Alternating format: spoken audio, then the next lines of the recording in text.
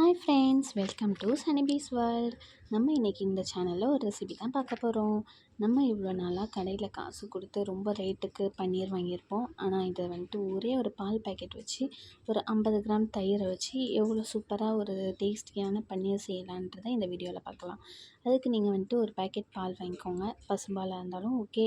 Packet பாலாக இருந்துச்சுன்னா நீங்கள் அந்த திக்கான ஆரஞ்சு கலர் இருக்கும்ல, அந்த கலர் வாங்கிக்கோங்க. அதை நல்லா கொதிக்க விடுங்க. பால் கொதித்து வந்ததுக்கப்புறமா ஒரு அரை கப் தயிர், ஒரு 50 கிராம் எடுத்துக்கோங்க. அந்த 50 கிராம் தயிரை அதில் போட்டு நல்லா மிக்ஸ் பண்ணிக்கோங்க. மிக்ஸ் பண்ணி இது கொதித்து வரட்டும். இது கொதித்து வரும்போது பார்த்தா உங்களுக்கு பால் நல்லா திரஞ்சி வரும். இது திரஞ்சி வந்ததுக்கப்புறமா பார்த்தீங்களா இது எப்படி இருக்குதுன்னுட்டு, இந்த திரஞ்சி வந்திருக்குதுல்ல, இதுதான் பன்னீர். இதுக்கு தான் நம்ம இதை பன்னீராக நம்ம யூஸ் பண்ண போகிறோம். இது நல்லா பால் கொதித்து வரட்டும். இந்த பால் கொதித்து வரும்போது நம்ம அதை ஃபில்ட்ரு பண்ணி எடுத்துக்கலாம். அது நம்ம கடையில் எவ்வளோ ரேட்டாக இருக்குதுங்க. அதுக்கு நம்ம ஒரே ஒரு பால் பேக்கெட்டை வச்சு சூப்பரான ஈஸியான டேஸ்டியான பன்னீர் ரெடி பண்ணுறோம். இந்த பன்னீர் பிள்ளைங்களுக்கு கொடுக்கறதுக்கு ரொம்ப ரொம்ப நல்லது. தயிரும் ரொம்ப நல்லது, பாலும் நல்லது. அதுலேருந்து கிடைக்கிற இந்த பன்னீர் அதை விட நல்லது. ரொம்ப கால்சியம் எல்லாமே நமக்கு கொடுக்கும். ஸோ டெய்லியும் எல்லாருமே பன்னீர் சாப்பிட்றது நல்லது. இந்த பன்னீர் இதோ கொதித்து வருது. கொதித்து வர வர உங்களுக்கு தெரிஞ்சு வருது பார்த்தீங்களா. இது நல்லா கொதித்து வந்தோடனே ஆஃப் பண்ணிவிட்டு இதை நீங்கள் ஆற வச்சும் ஃபில்ட்ரு பண்ணிக்கலாம். இல்லை அப்படியே நீங்கள் ஃபில்ட்ரு ஆற வச்சு பண்ணினீங்கன்னா கூட அந்த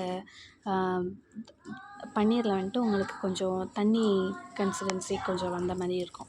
ஸோ நீங்கள் முடித்த உடனே அந்த சூடோடய ஃபில்ட்ரு பண்ணி நீங்கள் வச்சிட்டிங்கன்னா, நீங்கள் எப்படி வச்சிங்களோ அதே ஷேப்புக்கே உங்களுக்கு கிடைக்கும். ஸோ நீங்கள் உங்கள்கிட்ட பன்னீர் மோல்டுன்னு தனியாக இருக்கும். அது இருந்துச்சுன்னா நீங்கள் அதில் யூஸ் பண்ணிக்கலாம். இல்லைன்னா என்கிட்ட இல்லை. ஸோ பார்த்தீங்களா, நான் ஃபில்ட்ரு பண்ணிவிட்டு அதிலே தான் வச்சுருக்கேன். இப்போ நீங்கள் ஒரு ஸ்பூனோ கரண்டியோ வச்சு நீங்கள் லைட்டாக அதை ப்ரெஸ் பண்ணி விட்டிங்கன்னா, அது இருக்கிற எக்ஸஸ் தண்ணி கூட வெளியே வந்துடும். நீங்கள் ரொம்பவும் அதுக்குன்னு அழுத்திடக்கூடாது. லைட்டாக அழுத்தினீங்கன்னா அதுலேருந்து தண்ணி வந்துடும். ஸோ அது நீங்கள் அப்படியே எடுத்து வச்சிடலாம். இப்போ நமக்கு தேவையான சூப்பரான டேஸ்டியான ஹெல்த்தியான பன்னீர் கிடச்சிருச்சு. இது இந்த பன்னீரை நம்ம என்ன வேணாலும் செய்யலாம். தெரியும், பன்னீர் ரெசிபி கூட நான் போடுறேன்.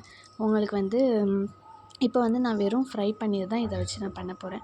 வெறும் நான் என்னோடய கிரில் பேனில் லைட்டாக பட்டர் சேர்த்து அதில் டோஸ்ட் பண்ணி எடுக்க போகிறேன்.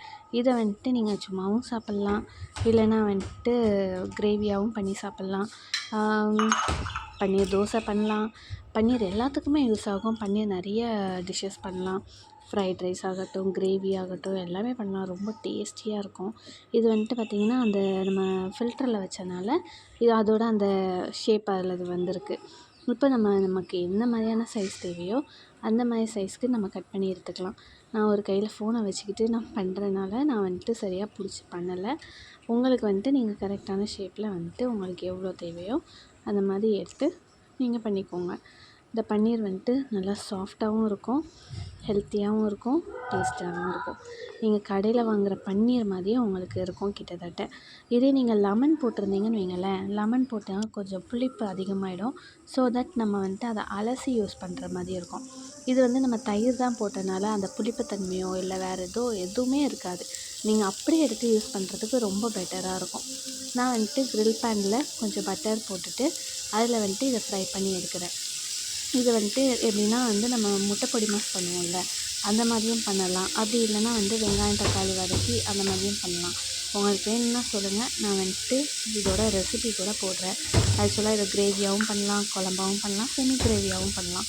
நம்மளுக்கு எந்த மாதிரி தேவையோ அந்த மாதிரி பண்ணி சாப்பிட்லாம். என்ஜாய் பண்ணுங்கள். Bye by.